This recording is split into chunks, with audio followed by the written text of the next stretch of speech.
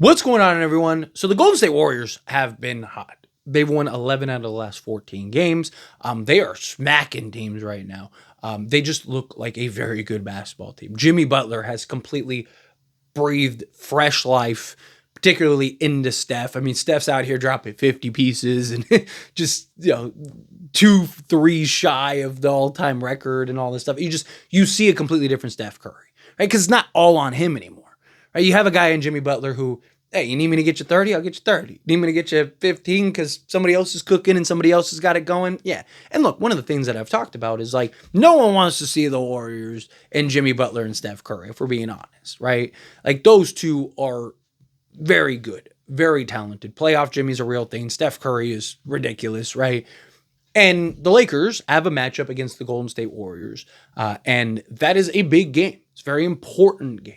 And the Lakers have owned, the Warriors the last few seasons. Many people credit them for kind of the end and the fall of the dynasty and stuff, right? Which they did. They eliminated them in the following season after their championship. But we haven't seen this team with Jimmy Butler, and we haven't played them with Luka and LeBron as opposed to Anthony Davis and LeBron, which Anthony Davis usually owns the Warriors because they don't have that interior size. They don't have that physical size. So the Lakers definitely need to they need to be prepared, right? They need to this is going to be a good test for them because they're playing one of the better teams in the league the last 2 months, right? Ever since the Jimmy Butler trade, they've been one of the best teams in the league, right? On top of that, they are incredibly hot right now. And again, one of 11 out of the last 14 games. Jimmy Butler and Steph Curry are playing out of their mind. It's empowering and making others better around them. And you see Pods and all these other guys that are really stepping up and just been huge for them. This is a game that you can't take lightly. Right? This is also a game that the Lakers need to win. Right? Lakers control the 3 seed minimum. You handle Houston again coming up. Right? You're in position, assuming Houston loses at least one more game than you, because they'd still be a game ahead in the loss column. But, Lakers control their own fate, essentially, for anywhere from the 2 through 4 seed, right?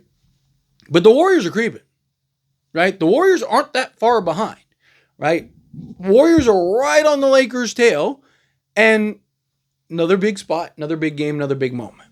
Right? Something I've talked about is the Lakers have done a really good job of big games, big moments, big stretches, showing up and winning those games, particularly this season, right? Pretty much every time the Lakers have had a huge, important game, whether it's for seeding or just mental toughness or whatever, right? Lakers have showed up and done their part, right? Which is a far cry from previous seasons, right? The last few seasons, Lakers have not. I mean, think of the Clippers last year, where it's if the Lakers win, they control the 6th seed. If they lose, they drop to, 9th or whatever. And what happened? They did. And it took us beating the Pelicans twice at the end of the season, which luckily they're terrible, that we were able to get into the playoffs. Otherwise, it was looking very bleak for us, right? But you look at the standings right now, and the Warriors are only 2 games back of the Lakers in the loss column. If the Warriors beat the Lakers right now, then they're only 1 game in the loss column, right? So you want to create that gap in separation, right? Because at that point, Lakers will have the Pelicans game. If you handle business against the Pelicans, now there's only 5 games left. And the Lakers would have, in those 5 games, essentially a 3.5 game lead, on assuming that they beat the Pelicans too and handle business against the Pelicans, but they'd have a 3.5 game lead and the tiebreaker. So it's really 4 game lead with only 5 games left, right? Lakers would be in good shape. So Lakers only have to win 1 more game the rest of the way, and they have the 4 seed locked up, right? But if you lose that, now it starts putting pressure on you, because now the Warriors are only a game out, and again, they've been incredibly hot, and they're probably not going to fall off a cliff anytime soon, and things could start spiraling very quickly, right? And if we're being honest, the Lakers have not been great the last few weeks. They had that incredible stretch, won 8 straight, did all that stuff, kind of had a couple back and forth games, but these last 5 to 7 games, they have not been good. I mean, you could argue even longer. The last 10 games, right? Like Lakers have been very inconsistent, right? Dating back to the Nets game, really, is where it kind of all, because the Celtics game, I still think the Lakers might have won that had LeBron not got hurt, right? LeBron goes down, Lakers are only down 4. It's a 4-point game with whatever, how much time's left, 4 minutes or whatever that's in there. And Lakers had the momentum, they were looking good, they got back in the game. Like I liked the Lakers' chances. But that Nets game, that was the game that was like just very, like, it was just inexcusable. It's like you can't lose, you cannot botch that game. Like, what are we doing here, right? Like, that's the game that you're like, that you wish you had back. But Lakers are in good shape, right? They have some tough games coming up. They have some, not as tough games, teams like the Pelicans, stuff like that. Lakers basically split as far as like home and away, but they do play the Thunder twice. I do expect them to probably split. I don't think that they'll beat the Thunder twice, literally back-to-back. Not like back-to-back days, but back-to-back games. It's tough. Tough to do that against anybody, let alone you're playing the best team in the league, and you're doing that twice. Like, no, I'd like the Lakers in a matchup against OKC in the playoffs, but I don't expect the Lakers to, like, sweep them or anything, right? So, I do think that, look, the Lakers control their own fate. They control the 3 seed, right? Because Denver lost and they have the same record and, all of that. Like, Lakers just need to keep pace, right? Lakers beat the Warriors and they beat the Pelicans. Now they, continue to create that separation from teams like Denver, like the Warriors, right? And, Minnesota, who's been hot recently and has done a really good job. And they're climbing up the standings quickly and their schedule is rather easy, right? So you have these teams that, the Lakers aren't that far ahead. Luckily, the Lakers did what they were supposed to do all season long, so they have tiebreakers over a lot of these teams. So they're in great shape as far as, like, if they finish with the same record as, like, the Warriors or one of these other teams, they would get the tiebreaker. But you need to beat these teams when you have the opportunity. All right? Like, we cannot go in there and take the Warriors lightly. We may end up playing them in the first round, which I personally want to. And I've said this again, no one wants to see Jimmy Butler and Steph Curry in the playoffs. No one wants to see LeBron and Luka in the playoffs, right? The reason I want to play the Warriors in the first round, is because the Warriors are the only team in the league that doesn't have the interior size to really punish the Lakers, right? Like, you can leave Rui Hachimura on Trace Jackson or, Kevon Looney. Right, because he has the size and physical. We've seen him be able to match up with Jokic. He can match up with those guys, right? Like, their tallest guy is like 6'10". Right? So we're not worried about they're not going to punish us on the inside the way that some of these other teams might. Even like a Memphis with Zach Edey and Triple J could give us some fits, could give us some trouble.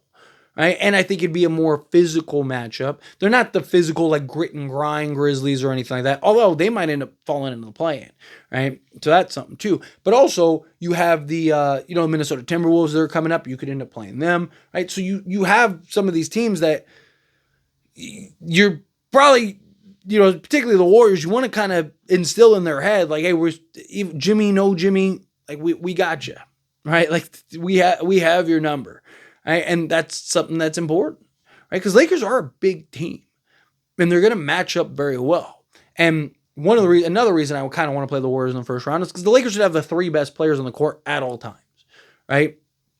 Luka's better than Steph, right? LeBron's better than Jimmy, and Austin Reeves is better than any of their third guys, Pods or whoever. Right? Lakers would literally have the 3 best players on the court every single night, right?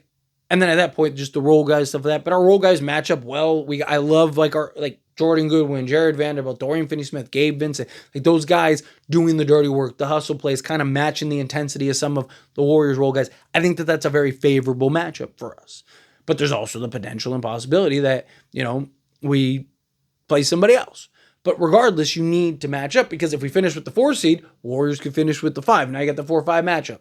Lakers finish with the 3 seed. They could end up playing the Warriors in the 6 seed, right? Now you have that 3-6 matchup. There's so many potential outcomes, and the Western Conference is just so tight, right? Like, all it takes is one of these teams to lose 2 straight games, and now they're the 8th seed, right? It's just, we've seen it the last few years. I mean, even with the Lakers. It's like, man, like, you look at the seeding, it's like if the Lakers would have won 1 or 2 more games, last year, they would have been the 5th seed, right? It's just like, it's crazy how tight it is. And once again, you're seeing that replicate this year, how tight the Western Conference is. And so now the Lakers, when you have these opportunities against some of these teams, and luckily the Lakers have owned the Western Conference, like they've owned the Western Conference, which is good. It's what you want to see. Lakers show up against the big teams? Yes. Do the Lakers, are they, owning their division and conference? Yes, right? Those are what you're looking for. That's what bodes confidence getting to the playoffs. So I like where we're at. I like where the Lakers are at. But they got to keep an eye on the Warriors. All right, this is going to be a big matchup today. But anyway, as always, this is a discussion, and I pass a question on you. Let me know your thoughts and opinions down in the comments below. What do you think? How do you feel? What are your thoughts? Do you agree with my points? Disagree with my points? You worried about the Warriors? You think Warriors are fine? Again, I like the Lakers in a 7-game series over the Warriors. I think the Lakers beat the Warriors in probably 6. I do. I think Steph and Jimmy are good enough. They'll win them a game or 2, right? But I think Lakers handle business.